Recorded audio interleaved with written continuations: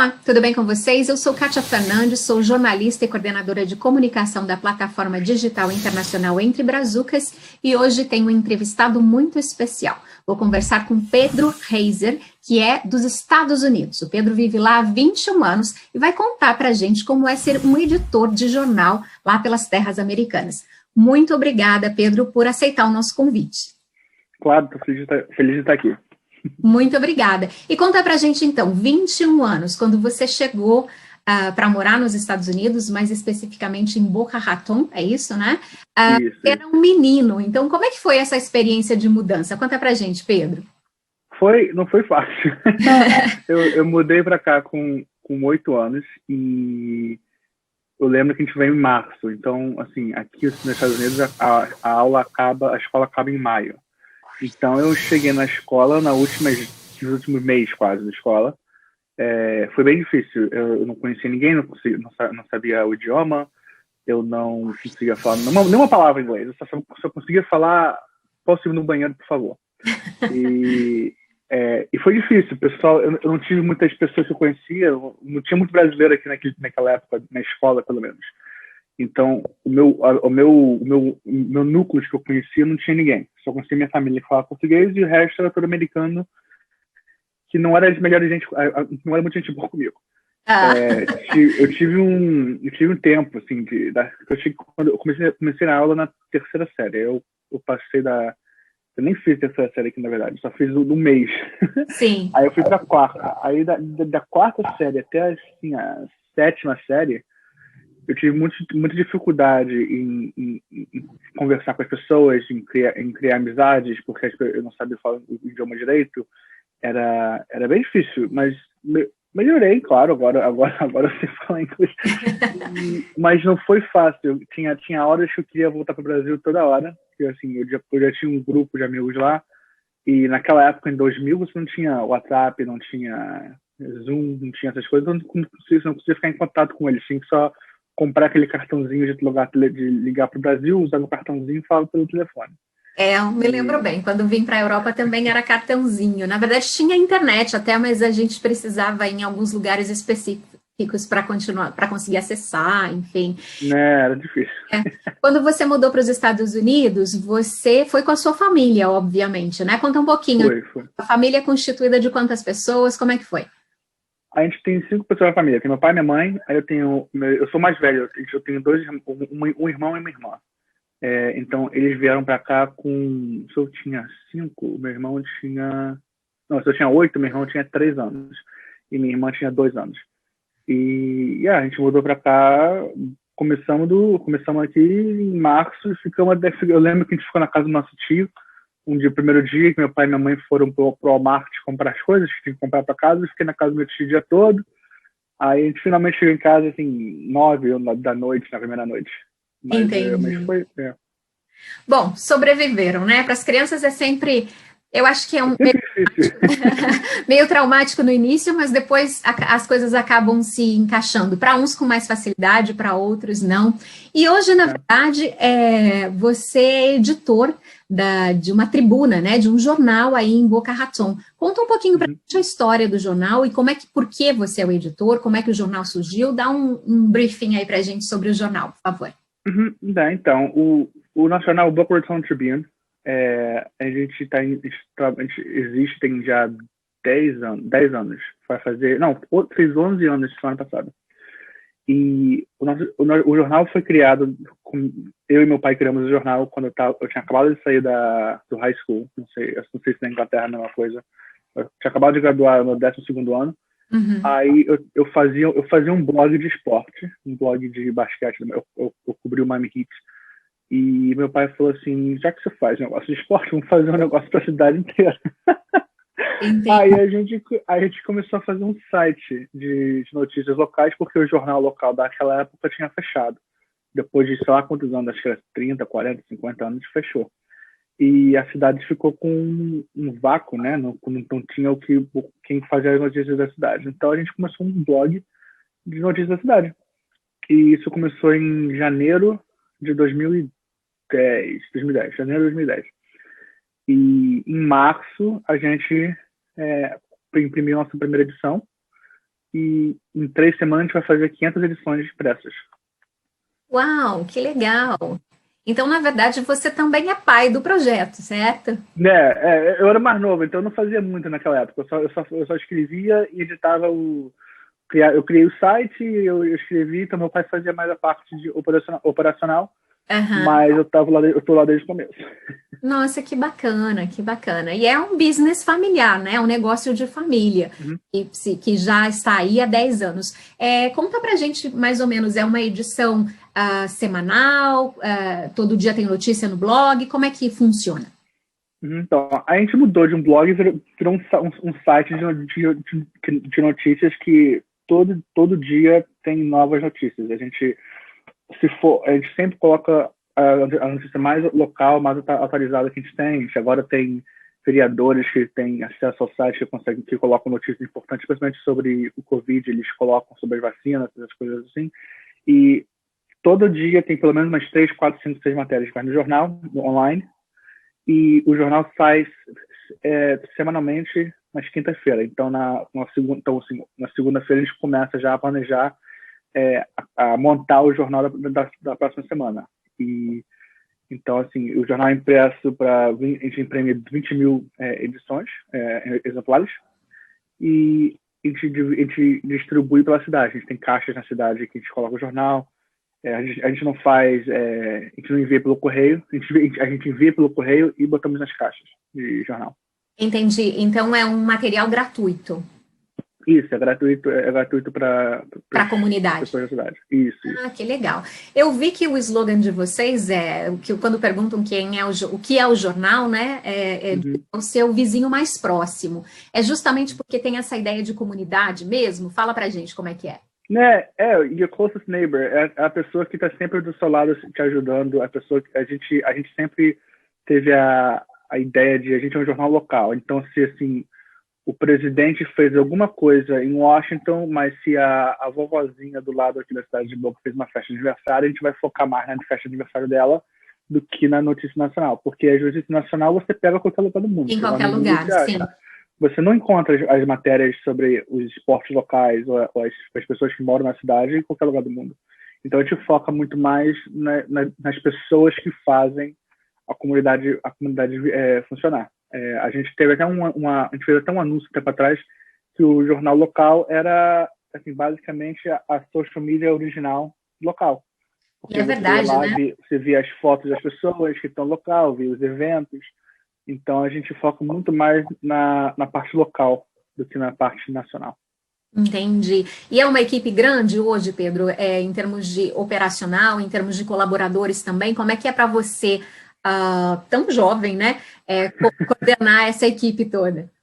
Né, a gente tem em volta de mais 20 pessoas que fazem o jornal funcionar. A gente tem um monte de pessoas que escrevem para o jornal, colunistas. Eu tomo conta de umas 6 ou 7 estagiários que são da universidade local, e eles fazem um semestre ou um ano de estágio com a gente para melhorar é parte do currículo deles da escola de ter um estágio. Então eles vão para o jornal A gente local. chama em inglês internship, né? Internship.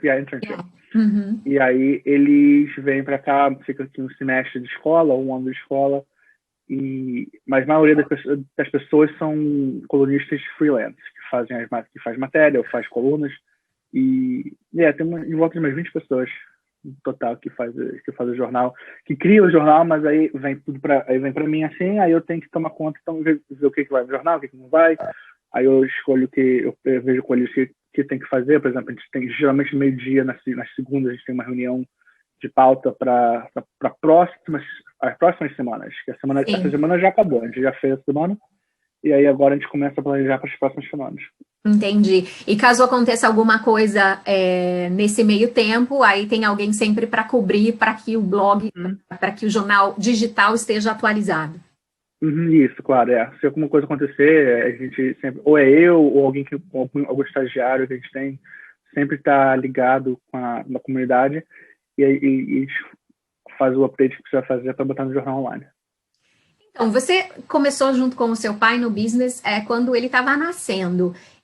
Você Uhum. encontra aí, você curte, você gosta, é uma coisa que você se realiza fazendo, ou de repente você pensa ainda, podia ter feito alguma coisa diferente, ou queria fazer uma coisa diferente, como é que é isso para você? Não, eu sempre quis fazer jornalismo. Desde quando estava na escola, eu sempre sabia que escrever era o que eu queria fazer. Que é interessante, só que é interessante porque quando eu comecei, quando eu cheguei aqui, eu não conseguia falar inglês. Mas eu sempre quis fazer isso. Então, trabalhar no jornal local para mim é igual trabalhar num jornal grande. A única diferença é que a gente foca mais local do que nacional. E é bom que eu ainda posso escrever se eu quiser, mas eu posso também eu tomo conta e vejo o que as pessoas vão querer ler. Então, eu penso mais nas outras pessoas, o que eles vão querer, o que é interessante para eles, e de lá eu consigo fazer o que precisa ser feito. Uhum.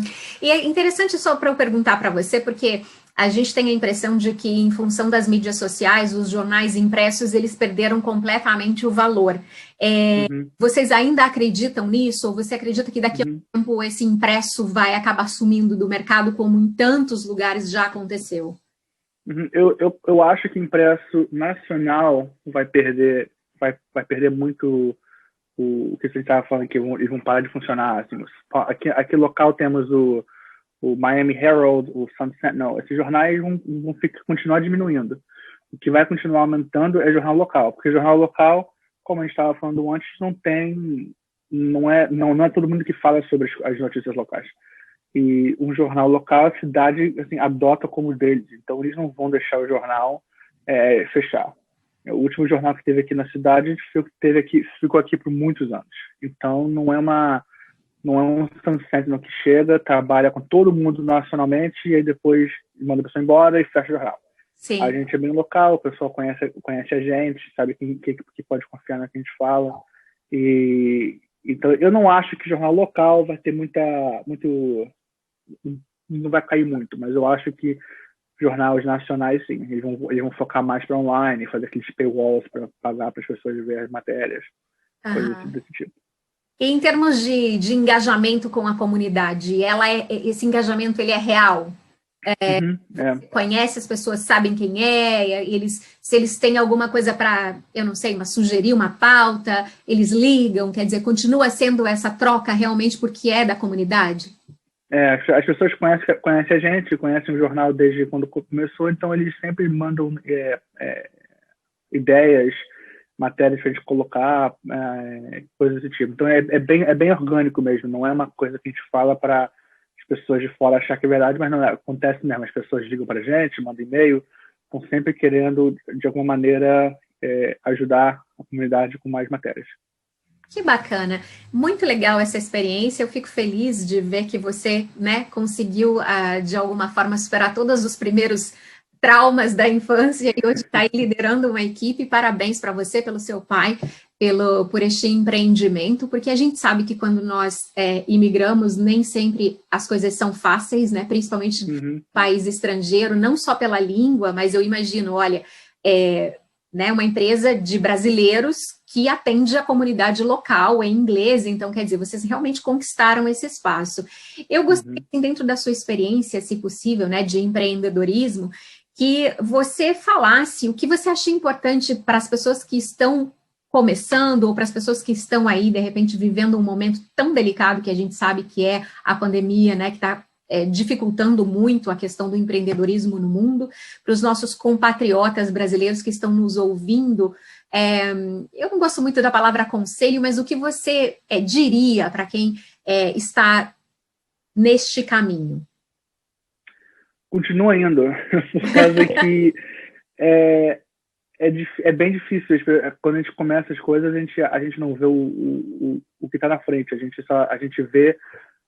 vê as outras pessoas fazendo. E eu acho que um grande problema disso é a mídia social. A gente vê o sucesso de todo mundo e a gente acha que o nosso sucesso vai ser imediato. Mas a gente esquece que a gente está vendo os highlights dessas pessoas e não estamos vendo o que eles estão fazendo atrás da câmera. Então, assim, você vê que as pessoas estão conseguindo viajar, ou sei lá o que estão fazendo, e você acha que, eu não estou conseguindo fazer isso, então eu não posso. Mas você não sabe que aquela pessoa que está viajando não está viajando para lazer, está trabalhando, ou coisa parecida. Sempre tem que lembrar que o que você vê na mídia social não é verdade. Eu falo isso com as pessoas que eu conheço toda hora, assim, não julgue o que você vê na mídia social como uma coisa real, que não é real. Então, tem que focar no que você está fazendo, ter certeza que o que você está fazendo está certo e não deixar as pessoas desviar você do seu foco. Perfeito. Muito obrigada mesmo pelas suas palavras, pela sua história. Eu tenho certeza que muitos brasileiros vão nos acompanhar. Para terminar, eu só gostaria de saber, a comunidade brasileira na área de vocês, ela é considerável? Como é que funciona? Só para a gente ter uma ideia.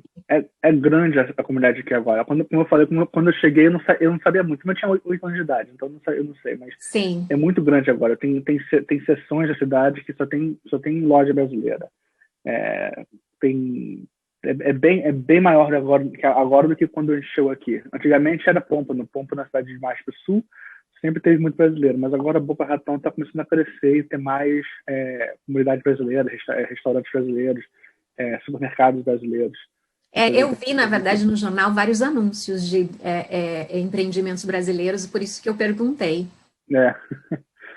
Tem um bom número de brasileiros agora aqui em Boca também.